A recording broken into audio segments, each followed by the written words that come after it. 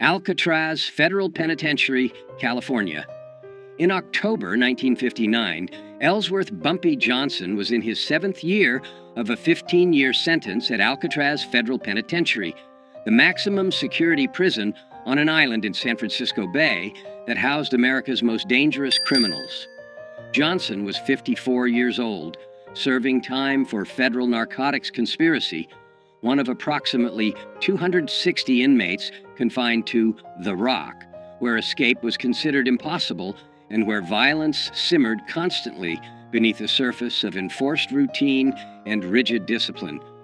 Johnson had arrived at Alcatraz in June 1953, and by October 1959, he'd established himself as someone to be respected, a former Harlem crime boss who'd controlled millions of dollars in illegal gambling operations, who'd survived decades of gang wars, who carried himself with quiet dignity that commanded respect from other inmates regardless of their race or criminal background. Among black prisoners especially, Johnson was legendary, a man who'd built an empire in Harlem, who'd stood up to Italian mob families, who represented black power and black success in a world dominated by white criminal organizations. But not everyone at Alcatraz respected Bumpy Johnson, and one man in particular, a massive white prisoner named Eric Paulson, would learn in the most violent and permanent way possible that disrespecting Johnson carried consequences that no amount of size or strength or murderous reputation could protect against. According to 17 former Alcatraz inmates who were present during October 1959 and who spoke with Prison Chronicles between 1965 and 1970, what happened in the prison cafeteria on October 23, 1959, became the most legendary act of violence in Alcatraz history. Not because of its brutality — Alcatraz had seen far more brutal attacks — but because of how swiftly it happened, how strategically it was executed, and how completely it ended racist harassment that had been escalating for an entire week. Eric Paulson, 38 years old in October 1959, was exactly the kind of prisoner that Alcatraz was designed to contain: violent, sadistic, racist, and utterly unrepentant about any of it. Paulson stood 6 feet 4 inches tall, weighed approximately 275 pounds of muscle, built through years of prison weightlifting, and had been convicted of 3 separate murders, all of black men, committed during armed robberies in Texas between 1954 and 1956. According to court records and prison files, Paulson had specifically targeted black victims because, in his own words during his trial, killing, racial slur, isn't really murder, it's pest control. He'd shown no remorse during sentencing, had laughed when the judge called him a racist monster, and had promised he'd kill more black people if he ever got out of prison. Alcatraz received Paulson in 1957 after he'd assaulted multiple black prisoners at other federal facilities, making him too dangerous to house in regular prisons. At Alcatraz, Paulson continued his pattern of racist violence and intimidation, but in a more calculated way that avoided the kind of obvious attacks that would land him in solitary confinement indefinitely. Paulson was smart about how he terrorized people, says Marcus Williams, a black inmate who served at Alcatraz from 1958 to 1964 and who witnessed the incident involving Johnson. Williams spoke with Prison Chronicles in 1968. He didn't just attack people openly where guards would see. He'd do little things that humiliated and intimidated, but that weren't technically violent enough to get him thrown in the hole. He'd take food off black prisoners' trays during meals. He'd bump into black prisoners in the shower or in the yard, making it look accidental, but doing it hard enough to hurt. He'd whisper racial slurs when guards weren't close enough to hear. He'd make it clear that he considered black prisoners to be beneath him, that he thought Alcatraz was too good for racial slur, that we should all be working in fields or cleaning toilets rather than housed with white criminals who'd committed real crimes. By October 1959, Paulson had been at Alcatraz for 2 years and had established himself as someone who intimidated most prisoners, not just black inmates, but even white inmates who didn't want to risk confrontation with someone that large and that violent. Guards tolerated Paulson's behavior to a degree because he was smart enough not to cross the line into attacks that would require serious punishment, and because some guards, though this was never officially acknowledged, shared Paulson's racist views and quietly approved of how he kept racial slur in their place. Paulson thought he was untouchable, Williams recalls. He'd killed 3 black men on the outside and felt no guilt about it. He was bigger and stronger than almost anyone at Alcatraz, and he'd been getting away with his intimidation tactics for 2 years without serious consequences. So, when Bumpy Johnson arrived in 1953 and established respect among other prisoners, Paulson saw that as a challenge. He saw this older black man. Bumpy was 54 in October 1959, while Paulson was only 38, getting respect from both black and white prisoners, and Paulson couldn't stand it. He couldn't stand seeing a racial slur being treated like he mattered. So Paulson decided he was going to humiliate Bumpy, break him down, show everyone that no racial slur was above being put in his place by a superior white man. The escalating confrontation between Eric Paulson and Bumpy Johnson began on Friday, October 16, 1959, during the lunch meal period in Alcatraz's main cafeteria. According to witnesses, Johnson was sitting at a table with 3 other black inmates, eating quietly, when Paulson walked past carrying his own tray. Without breaking stride, Paulson reached down and took Johnson's dessert, a small piece of apple pie that was part of the standard meal, and continued walking to his own table, where he sat down and ate the pie while staring at Johnson with obvious contempt. According to witnesses, Johnson looked at where his dessert had been, looked at Paulson eating it, and then returned to eating his own meal without any visible reaction. Everyone at Bumpy's table was ready to fight, Williams recalls. We were ready to stand up and confront Paulson for disrespecting Bumpy like that. But Bumpy just shook his head slightly, telling us to stay calm, and kept eating like nothing had happened. We didn't understand at first. We thought maybe Bumpy was afraid of Paulson because Paulson was so big. But later we understood Bumpy was giving Paulson rope to hang himself. Bumpy was letting Paulson think he could get away with disrespect so that Paulson would keep escalating until he crossed the line where Bumpy could respond with overwhelming violence that would be justified as self-defense. The second incident occurred on Monday, October 19th in the communal shower area. Johnson was showering when Paulson entered, walked directly toward Johnson despite plenty of other shower stations being available, and shoved Johnson hard enough that Johnson slipped on the wet floor and had to catch himself against the wall to avoid falling.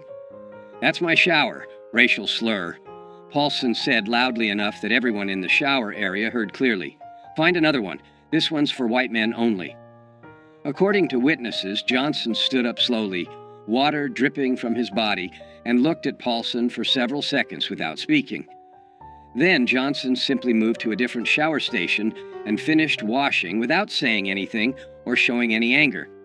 Again, everyone watching thought Bumpy was being weak, Williams says. Paulson had just physically assaulted him and used a racial slur, and Bumpy just walked away. But those of us who knew Bumpy from his reputation understood what he was doing. He was making Paulson confident. He was making Paulson think Bumpy was an easy target who could be pushed around, and that confidence would make Paulson careless. The third incident occurred on Wednesday, October 21st, during the outdoor recreation period, when inmates were allowed in the prison yard for 1 hour. Johnson was walking the perimeter of the yard with 2 other inmates when Paulson deliberately blocked their path. "Get out of my way, racial slur," Paulson said, standing directly in front of Johnson. "I walk straight. You walk around. That's how it works in here. White men walk straight. Racial slurs walk around." According to witnesses, Johnson looked at Paulson for a moment, then simply stepped off the path and walked around him without responding to the racial slur or the confrontation. Paulson laughed loudly and called after Johnson, "That's right, racial slur. You know your place. You keep walking around white men like a good racial slur should." By Wednesday evening, October 21st, everyone at Alcatraz was talking about the confrontations between Paulson and Johnson. Some inmates thought Johnson was showing weakness by not responding to Paulson's provocations. Others, particularly older inmates who understood prison politics better, suspected Johnson was planning something and was waiting for the right moment. "I talked to Bumpy Wednesday night in our cell block," Williams recalls. "I asked him why he wasn't standing up to Paulson, and Bumpy smiled slightly and said, 'I'm giving him enough rope to hang himself. Right now, if I attack him, guards will see it as me starting a fight and I'll go to solitary. But if I let him keep pushing, eventually he'll do something that crosses the line. And then I can respond in a way that guards will understand was justified. Be patient. This will resolve itself very soon." The final escalation occurred on Thursday, October 22nd, the day before the cafeteria incident that would become legendary. During the afternoon recreation period, Paulson approached a young black inmate named Robert Jackson, 23, who was sitting alone on a bench reading a book. "What are you reading, boy?" Paulson asked, snatching the book from Jackson's hands. "Are there pictures in it?" "I didn't know racial slurs could read words without pictures." According to witnesses, Jackson, who was small, maybe 140 pounds, serving time for postal fraud, and who'd never been violent, tried to take his book back politely. "Please give that back, sir. I was reading it." Paulson responded by hitting Jackson across the face with the book, knocking Jackson off the bench onto the ground, and then throwing the book into a puddle of dirty water that had collected near a drain. "That's what I think of racial slurs who think they're smart enough to read," Paulson said, standing over Jackson, who was holding his face where he'd been hit. "You're not smart. You're not equal to white men. You're racial slurs. And racial slurs belong on the ground where I just put you." Guards broke up the confrontation before it went further, but they didn't punish Paulson severely. He received a verbal warning and lost 1 day of recreation privileges. Jackson was sent to the infirmary with a split lip and a black eye. That evening, Bumpy Johnson sat with several other black inmates in their cell block, and according to Williams, who was present, Johnson made a statement that everyone understood meant something was going to happen very soon. Tomorrow at lunch, Paulson is going to learn a lesson he'll remember for the rest of his life. I've been patient. I've let him think he can disrespect me without consequences. I've let him think that being big and violent makes him untouchable. But tomorrow, he's going to understand that size doesn't matter when someone has the intelligence and the willingness to use violence more strategically than he does. Tomorrow, Alcatraz is going to see what happens when a racist bully picks the wrong target. The main cafeteria at Alcatraz, Federal Penitentiary, seated approximately 250 inmates at long tables arranged in rows, with guards stationed at strategic positions around the perimeter watching for any signs of trouble. Meals were regimented. Inmates filed in, received their food, sat at assigned tables, ate in silence or with minimal conversation, and filed out within 45 minutes. Violence during meals was relatively rare because guards had clear sight lines to every table, and because inmates knew that starting a fight in the cafeteria would result in immediate solitary confinement. On Friday, October 23, 1959, at approximately 12:15 p.m., inmates filed into the cafeteria for lunch. Bumpy Johnson, wearing the standard prison-issue clothing, received his food tray and walked to his assigned table, where he sat with 3 other inmates and began eating quietly. Eric Paulson entered the cafeteria 2 minutes later, received his tray, and instead of going to his own assigned table, walked directly to Johnson's table and sat down in an empty seat across from Johnson, setting his tray down with deliberate force. "Well, well," Paulson said loudly enough that nearby tables could hear. "If it isn't Harlem's racial slur king. Still eating with your racial slur friends, I see. Still thinking you're somebody important instead of just another racial slur who belongs in a cage." According to witnesses, Johnson continued eating without looking up, without acknowledging Paulson's presence or his racial slurs. This non-response seemed to anger Paulson, who wanted a reaction. "You ignoring me, boy?" Paulson said, leaning forward across the table toward Johnson. "You think you're too good to respond when a white man talks to you? Let me explain something. Racial slur. You're not too good for anything. You're a racial slur. That means you're beneath me. That means when I talk to you, you respond respectfully or you face consequences." Paulson then turned his attention to Robert Jackson. The young inmate Paulson had hit with a book the previous day, who was sitting 3 tables away. Jackson's face still showed bruising from where Paulson had struck him. "Hey, racial slur boy," Paulson shouted across the cafeteria at Jackson. "How's your face feeling today? You learn your lesson about reading books you're not smart enough to understand? Maybe I need to come over there and teach you another lesson." Jackson, according to witnesses, looked down at his food, trying to avoid Paulson's attention, clearly terrified. Some of the other black inmates at Jackson's table started to stand up, preparing to defend him if Paulson approached, but guards shouted for everyone to remain seated. And then Bumpy Johnson stood up. According to 17 witnesses who saw what happened next, the entire sequence of events lasted approximately 3 to 4 seconds. Johnson stood up from his seat at the table, and as he stood, his right hand moved to his waist, where his prison shirt was tucked, into his pants. In one smooth motion that was so fast that most witnesses didn't clearly see it happen, Johnson withdrew something from where it had been hidden against his body. A blade approximately 4 inches long that had been fashioned from a piece of metal sharpened to a razor edge. A weapon that in prison parlance was called a shank, and that experienced inmates could make from various materials and hide in ways that even thorough searches often missed. Johnson walked around the table toward where Paulson was sitting, moving quickly but not running, covering the 8 feet between them in approximately 2 seconds. Paulson saw Johnson approaching and started to stand up, his hands moving to defend himself or to attack. But Johnson was faster. Johnson's right arm moved in a horizontal slash across Paulson's face from left to right, a motion that took less than 1 second, and the shank's blade cut a deep gash across Paulson's face from his left cheekbone to his right jaw, opening a wound approximately 7 inches long that immediately began pouring blood. Paulson screamed, a sound witnesses describe as shock and pain combined, and his hands went to his face, trying to stop the blood that was now flowing down his neck and onto his prison shirt. But Johnson wasn't finished.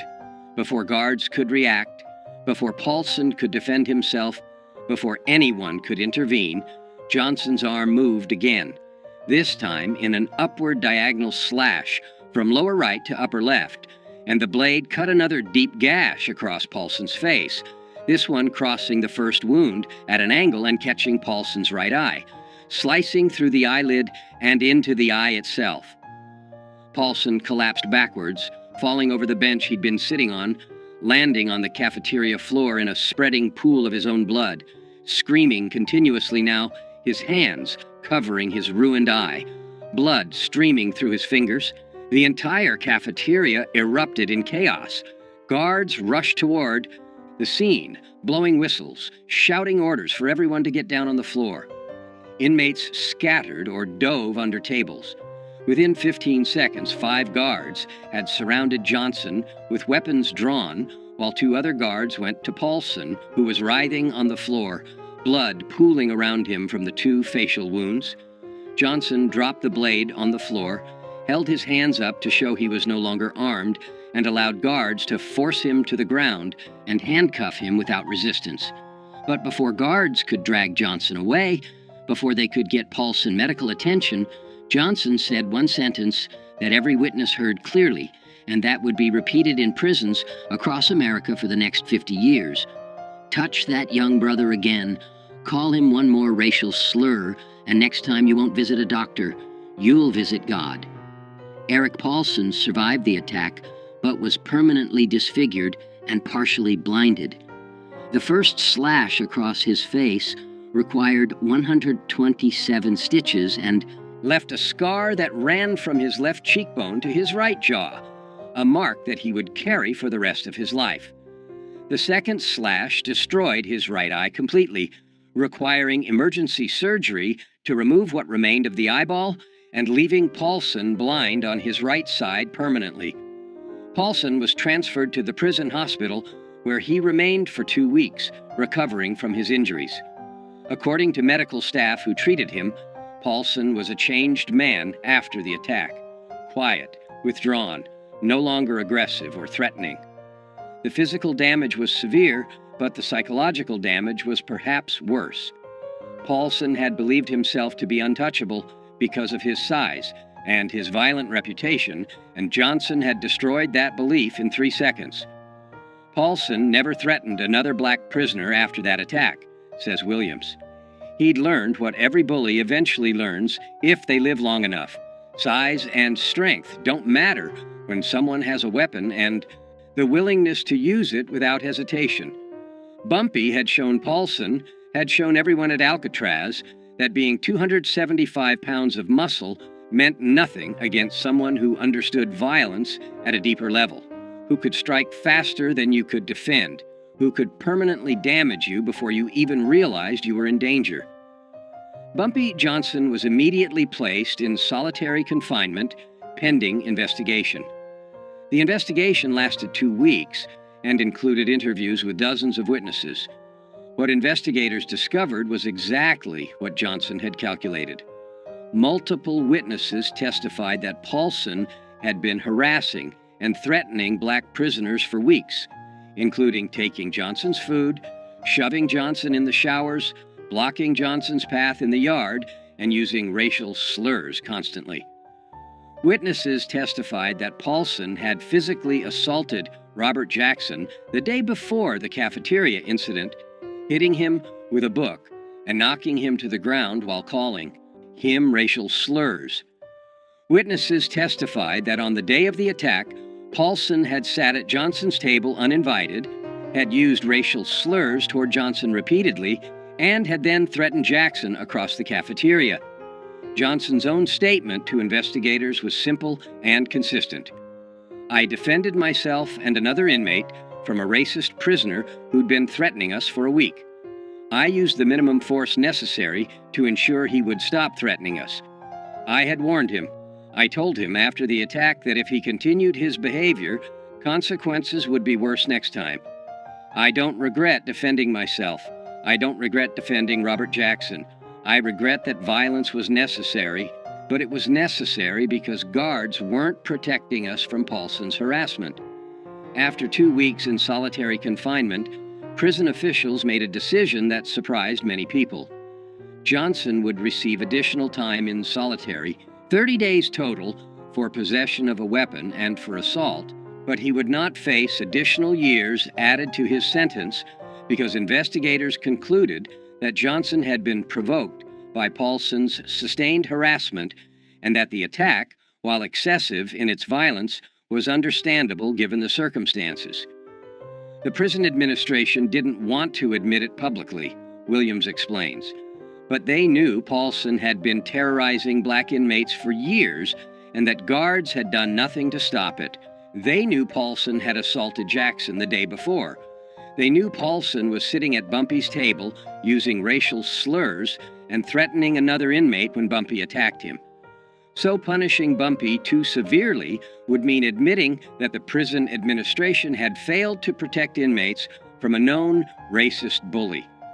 Instead, they gave Bumpy 30 days in the hole, enough punishment to satisfy rules against weapons and violence, and then they quietly transferred Paulson to another facility when he recovered, effectively admitting that Paulson was the problem, not Bumpy.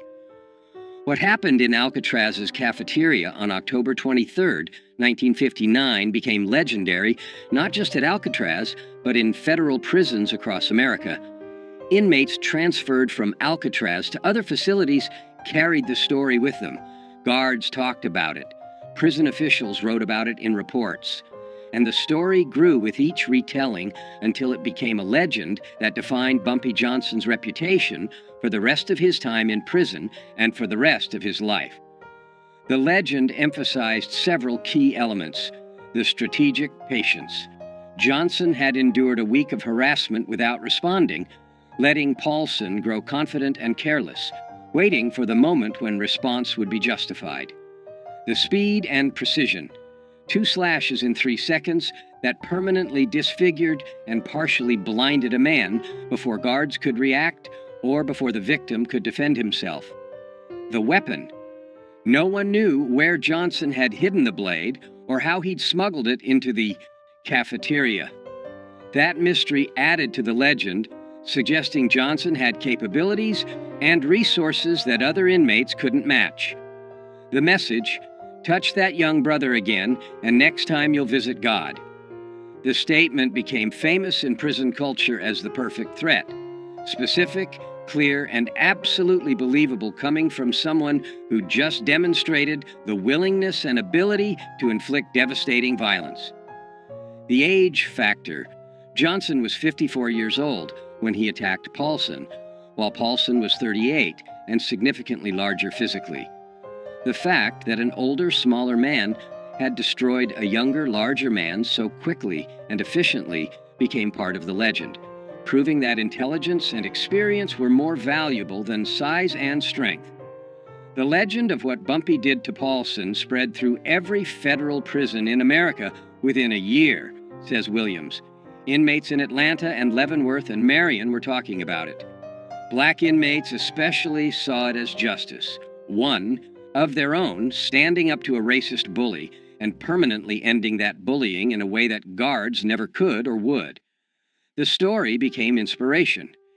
If you're being harassed by racists, if you're being threatened by people who think they're untouchable, remember what Bumpy Johnson did at Alcatraz. Be patient, be strategic, and when the moment is right, respond with overwhelming violence that ends the threat permanently.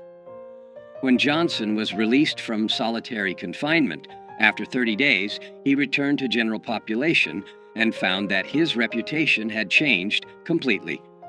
According to Williams and other inmates, white racist prisoners who'd previously felt comfortable using racial slurs around black inmates now kept their mouths shut when Johnson was present, understanding that crossing him could result in permanent disfigurement. Young black inmates treated Johnson with reverence, seeing him as someone who defended one of them against a racist bully when no one else would. Even guards showed more respect, understanding that Johnson wasn't just another inmate, but someone who could and would use strategic violence when necessary to protect himself and others. After the Paulson incident, nobody messed with Bumpy Johnson at Alcatraz, Williams says. Nobody took his food. Nobody pushed him in the showers. Nobody used racial slurs around him. The word had spread.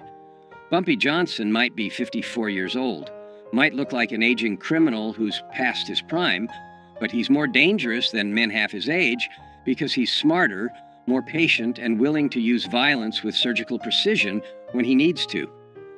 That reputation protected Bumpy for his remaining 4 years at Alcatraz until his release in 1963. And it protected every black inmate at Alcatraz because racists understood that if they targeted black inmates, they might face retaliation from Bumpy, and nobody wanted that. Robert Jackson, the 23-year-old inmate Paulson had been threatening when Johnson attacked, served the remainder of his sentence at Alcatraz and was released in 1962. According to Jackson's later accounts to friends and family, the cafeteria incident changed his life by teaching him about courage, justice, and standing up to bullies. Mr. Johnson saved me that day, Jackson told his family after his release, according to accounts shared with Prison Chronicles.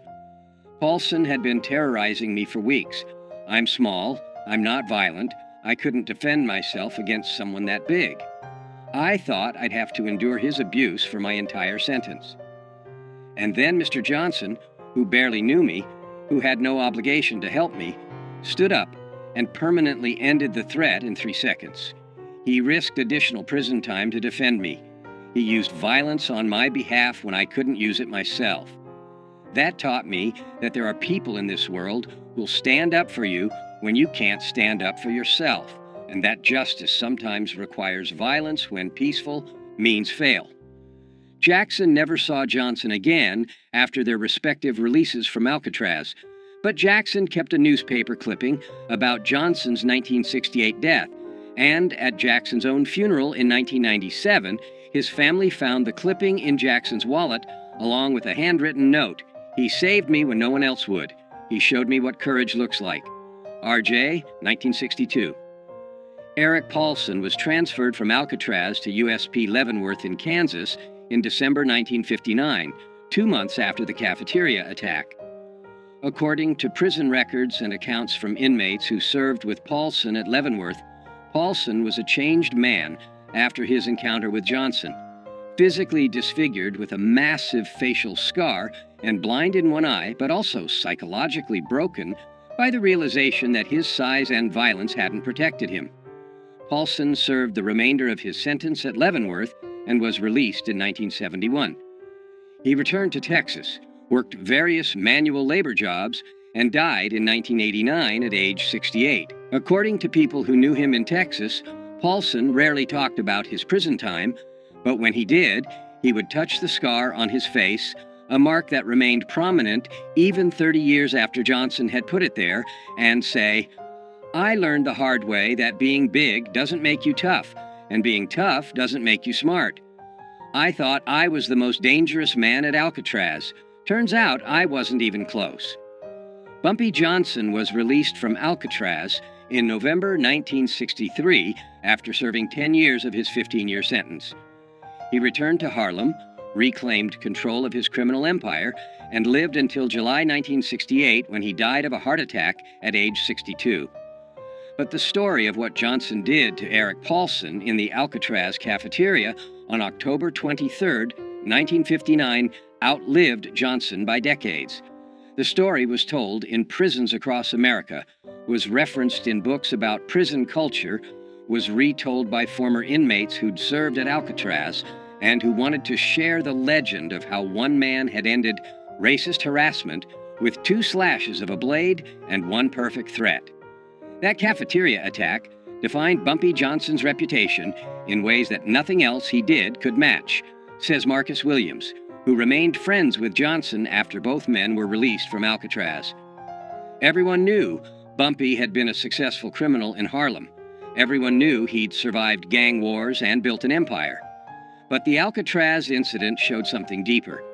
It showed that even at 54 years old, even after years in prison, Bumpy was still the most dangerous person in any room because he combined intelligence with absolute willingness to use strategic violence. That combination, patience, intelligence, and overwhelming violence applied at exactly the right moment, that's what made Bumpy legendary. Not the violence itself, but the strategic brilliance of how and when he used it.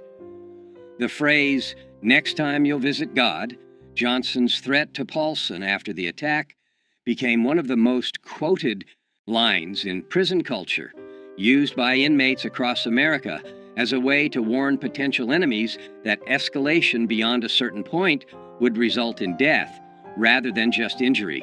And the legend of the attack itself, 2 cuts across the face in 3 seconds, blood everywhere, a racist bully permanently disfigured and blinded, became a cautionary tale about what happens when bullies pick the wrong target, when racists assume that their size or their violence makes them untouchable, when prisoners forget that the quietest, oldest inmate might be the most dangerous person in the entire facility.